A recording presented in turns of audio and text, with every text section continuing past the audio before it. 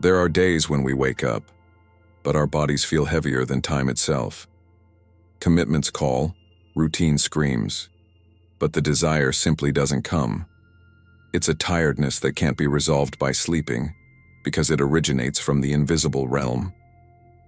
The Bible understands this kind of fatigue, the exhaustion of those who try to be too strong. And it is in this silent territory that God usually acts, not with noise, but with presence. When laziness and discouragement combine, they form a kind of fog of the soul. Nothing is exactly bad, but nothing is particularly exciting either. It's as if life has lost its shine, and faith has lost its sound. Prayer feels heavy, praise sounds distant, and even small victories seem irrelevant.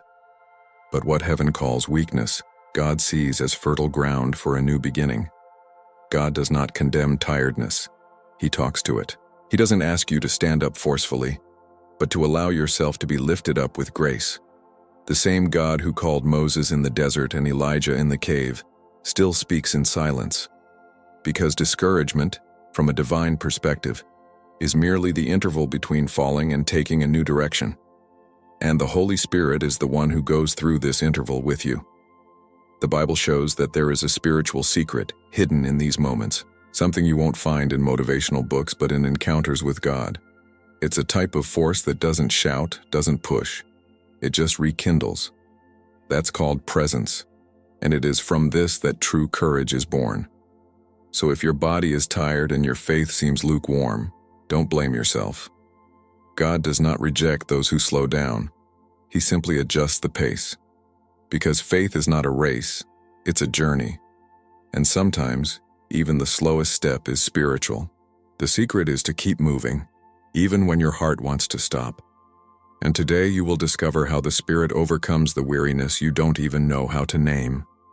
There is a type of laziness that is not physical, it is spiritual. It doesn't appear in the body, but in the dreams we stop trying to fulfill. It is the paralysis of the soul when it loses the sense of why. And this laziness is more dangerous than it seems, because it disguises sadness with indifference. People don't stop living, they just stop caring. Proverbs 13:4 says, "The lazy person craves and gets nothing, but the diligent person is fully satisfied." The verse isn't about those who don't work, but about those who desire without faith. About those who want to but don't believe they can. Those who pray but no longer believe in the answer. This is the state of someone who is weary of their own hope, and it is there that the Holy Spirit wants to restore meaning. A lazy soul is one that has forgotten its purpose. You move but without direction. You speak but without strength. You pray but without expecting anything. Inner disorganization becomes routine, and the heart grows accustomed to lukewarmness. But God doesn't call what you call giving up failure. He calls it a pause, the kind of pause that precedes a new beginning. The spiritual secret is not to fight laziness, but to understand what it is trying to tell you. It usually arises when there is a misalignment between body, mind, and spirit. The body wants to act, the mind wants to understand, and the spirit simply wants to rest in God. And until those voices harmonize, everything seems to grind to a halt. Therefore, healing lies not in effort but in reconnection. Faith doesn't require energy, it requires surrender. Those who have faith keep walking even when tired, and those who keep walking eventually arrive. The soul begins to move again when the focus shifts from weight to presence. Because the presence of God is the only environment where discouragement cannot survive. And where the Spirit dwells, even the most weary body finds the will to try again. Discouragement is an ancient visitor to the human soul. Even the prophets knew it. Elijah, for example, defeated kings, called down fire from heaven, but collapsed soon after. In 1 Kings 19, he flees to the desert, exhausted, and asks for death. A man full of faith but devoid of strength, confessing that he can't take it anymore. And there God reveals the secret of all restoration. He feeds before he commands. God did not appear with thunder or rebukes. He simply sent an angel. And the angel brought bread and water, saying, "Get up and eat, for the journey will be too much for you." It was as if heaven were saying, "First nourish yourself, then walk again. What Elias needed was not reprimand, but care. God knew that a tired body and a weary soul are not healed by demands but by presence. This moment reveals a profound truth. Discouragement is spiritual, but so is care. God cares for the body, mind, and spirit as parts of the same temple. He knows that a broken soul doesn't need blame but comfort, and so before sending Elijah back on his mission, he teaches him to rest, because those who do not find rest in God end up trying to live without him. The root of discouragement is disconnection from purpose. When you lose the why, every how becomes burdensome. The Holy Spirit, however, rekindles the why with tenderness, not with shouts. He doesn't say, "Do more," but "Trust me again." And this return is the first step toward healing a weary heart. So, if your spirits have faded, perhaps God is asking you to pause, not to give up. Because the same God who gave you the mission also gives you rest. Tiredness is not a sin. It's a call for realignment. And sometimes the sky can only speak to you when you finally stop to listen. It is in this silence that new life begins to emerge. The world has learned to glorify exhaustion. We call what is actually disguised exhaustion productivity. And the danger of that is thinking that the body can endure what the soul has already given up on. Routine becomes mere survival. Faith becomes obligation, and the heart grows lukewarm. That is precisely what Revelation 3:16 warns about: faith without fire. Spiritual lukewarmness does not stem from a lack of faith, but from faith without intimacy. You still believe, but you don't feel. You still pray, but you don't hope. You still live, but you don't vibrate with emotion. It is the automatic mode of the soul, present in the body, absent in the spirit. And when this goes on for a while, disorder sets in, both inside and out. Everything loses its luster because the center of life has been thrown off balance, the presence of God. Ignoring spiritual fatigue is like sweeping dust under the rug. It seems like everything is clean, but my heart remains heavy. You keep serving, smiling, posting, but without feeling whole. And the danger is thinking that this is normal, that this emptiness is part of adult life. But it isn't. The emptiness is God's invitation to be filled again. God does not despise the weary. He calls them by name. He doesn't say, "Work harder, but come back to me." What we call laziness, God calls a lack of meaning. What we call discouragement, He calls longing for His presence. And this longing is sacred. It is the gentle cry of the soul asking for a new beginning. So don't try to cover the hole with distractions. Don't try to cure loneliness with noise or anxiety with movement. The Holy Spirit does not compete with noise. He speaks in silence, and it is in rest, not in rushing, that He reminds you who you are. Because where there is presence, weariness becomes a seed of transformation. There is a secret that the Bible reveals, but few realize it. God moves when you move toward Him. It's not a physical effort, it's a movement of faith, even a small one, even a tiring one. Philippians 2:13 says, "For it is God who works in you to will and to act in order to fulfill His good purpose." In other words, even the desire to continue comes from the Spirit itself. And it is at this point that spiritual laziness begins to lose its power. The problem isn't stopping, it's giving up on being present. Laziness feeds on distance. The farther from God, the heavier the soul becomes. But the opposite is also true. The closer the journey, the easier it becomes. It's not about willpower, it's about closeness. Whoever approaches the light inevitably warms up again. When the Holy Spirit rekindles the desire, the body simply follows along. God doesn't ask for energy from you. He asks for surrender from you. Praying when tired is still praying. Praising without feeling is still sowing faith. It is in this act of continuing, even without enthusiasm, that the supernatural happens. Because the sky moves with sincere steps, not with perfect steps. This is the true spiritual secret, the movement of presence. You take one step, and God takes two towards you. Strength comes along the way, not before you begin. The energy you seek is not in rest but in surrender, and the discouragement dissipates when presence returns to occupy the space of fear. So, if you don't feel like it, just show up before God. Even when tired, even when confused, just show up. The Spirit knows how to transform presence into purpose. He knows how to rekindle faith with a spark of hope. Because God doesn't demand constancy to love you, but He loves you until it blossoms. Persistence is the silent language of those who have not given up. That's what separates those who are inspired for a day from those who persevere through faith. Galatians 6:9 teaches, "Let us not become weary in doing good, for at the proper time we will reap a harvest."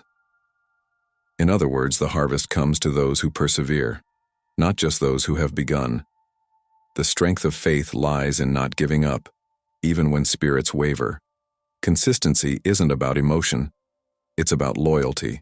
The sun feels nothing, but it fulfills its purpose every day. The mature believer should be like that too, steadfast, even without feeling the fire. Spiritual maturity is knowing how to continue without needing applause. It is serving God with the same love on good days and on bad days. The world teaches us to live by results. God teaches us to live by our roots. Fruit trees don't run. They grow slowly. They don't show off. They just remain firmly on the same ground. And it is in the routine of faith that silent miracles happen, because those who are consistent mature without realizing it. God doesn't seek performance. He seeks permanence. It's not the quantity of prayers, but the heart that doesn't give up praying. He honors those who still bend the knee even when tired, even when feeling nothing. Constancy is the altar of the anonymous faithful, of those who insist on loving. And the heavens move because of these silent hearts. If haste is the language of the world, constancy is the language of the kingdom. Haste wants to prove itself. Constancy wants to remain.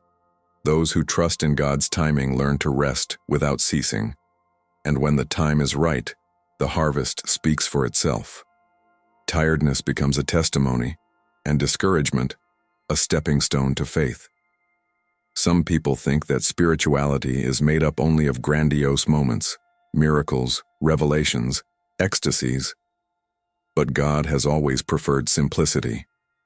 It was in the desert that He spoke with Moses, in the early morning hours that Jesus prayed, and in the house of Martha and Mary that He rested. The sacred often hides within the ordinary, and routine, when lived with purpose, can become the most powerful altar that exists. Every daily act is an opportunity to worship, cooking, working, listening to someone patiently. The soul is reorganized when the heart understands that God is not only in the temple, but in time. The problem is that haste has turned the ordinary into the irrelevant, but the Holy Spirit still manifests itself in small things, in silence, in pauses, in caring. Those who see the divine in simplicity never again feel distant from heaven. Jesus never treated routine as a burden. He lived 30 years in anonymity before beginning His ministry, and yet, He was fulfilling a purpose. Routine shapes character before it bears fruit. The problem is that we want impact without discipline, fire without fuel. But it is through the repetition of faith that the flame remains lit. The altar is not made of gold, but of constancy. When you pray, work, and serve with love, the ordinary becomes cultured. God sees the gesture, not its grandeur. And when the intention is pure, even the smallest act shines like incense before the throne. This is the liturgy of life, transforming the everyday into communion. So if routine is weighing you down, perhaps it's asking for meaning. Ask the Holy Spirit to teach you to see grace where there is weariness. Because those who learn to serve in ordinary times sustain miracles in extraordinary times. And whoever keeps the altar of routine burning never loses their presence. Life becomes lighter when every action is taken in the presence of God. Discouragement begins when we forget that God is still there. He doesn't always speak with thunder. Sometimes it's just a whisper amidst weariness. Isaiah 40:31 says, "But those who hope in the Lord will renew their strength." Waiting is not about standing still. It's about remaining in tune, even when nothing seems to change. And it is in this permanence that the soul finds breath again. The presence of God not only consoles, it reorganizes. When the Holy Spirit enters, even thoughts become aligned. Anxiety loses its throne and peace takes command. God doesn't need to change the scenery to change the inner self. It begins within, and the exterior merely reflects what has been restored.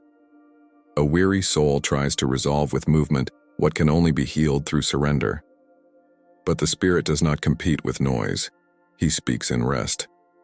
The problem is that we confuse waiting with stagnation. To wait on God is to choose to trust when reason dictates giving up. It's about letting go of control to gain direction. And when presence becomes a habit, discouragement loses its place. Because faith doesn't depend on feeling, it depends on enduring. The soul begins to flourish again when it stops fighting against time and starts walking with it. God is not in a hurry, but He is also never late. He arrives exactly when the heart is ready to listen.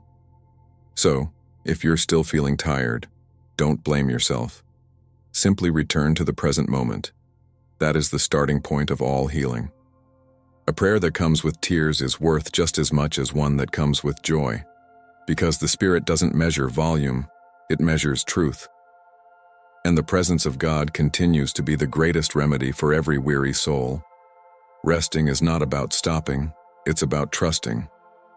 Jesus said in Matthew 11:28, "Come to me, all you who are weary and burdened, and I will give you rest." He didn't promise a vacation from life, but rest within it. It is the promise of a refuge that does not depend on circumstances but on communion. Spiritual rest is the natural rhythm of a trusting soul. The world says, "Stop and rest." Jesus says, "Rest while you walk with me." There is a difference between rest and surrender. Rest is a physical pause. Surrender is relief for the soul. Those who surrender to God find peace even in the midst of chaos. True rest comes not from sleeping more, but from carrying less. A mind that surrenders control to the Holy Spirit finds serenity. Because those who trust in God don't need to understand everything, they just need to remain in Him. Anxiety dissolves when faith takes the wheel, and the heart begins to beat again in time with the sky. Resting is recognizing that life goes on even when you pause. It's about letting God work behind the scenes while you learn to breathe. Those who live in tranquility don't run from battles. They just fight at the right pace. The peace of Christ does not eliminate challenges, but it changes the way we face them. It is about walking lightly without denying the weight of the cross. So when your body grows weary and your soul weighs you down, remember this. Rest is not a place. It is a presence. It's not in the future. It's in whoever supports you now. The spiritual secret is to live in a state of surrender, not exhaustion. Because true strength comes from the peace of those who know that God is in control. God doesn't want you to be tireless, He wants you to be real.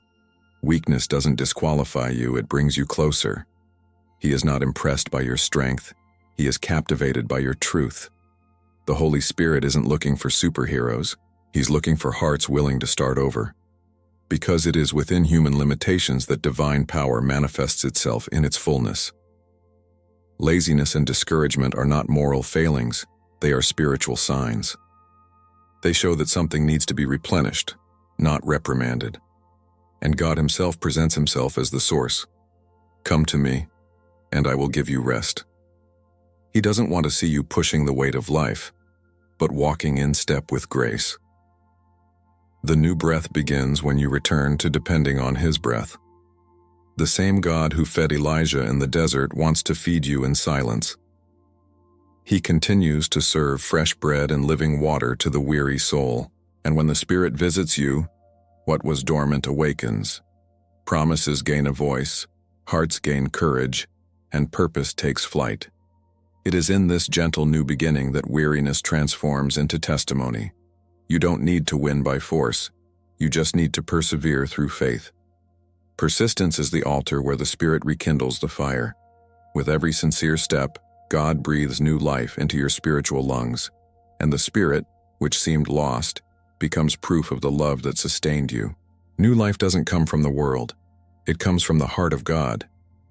If this message resonated with you, keep this in mind. God doesn't demand productivity from you. He offers you His presence.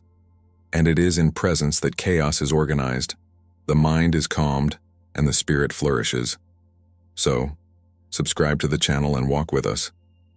Here, we speak of the God who understands the weary soul and transforms it into a home of peace.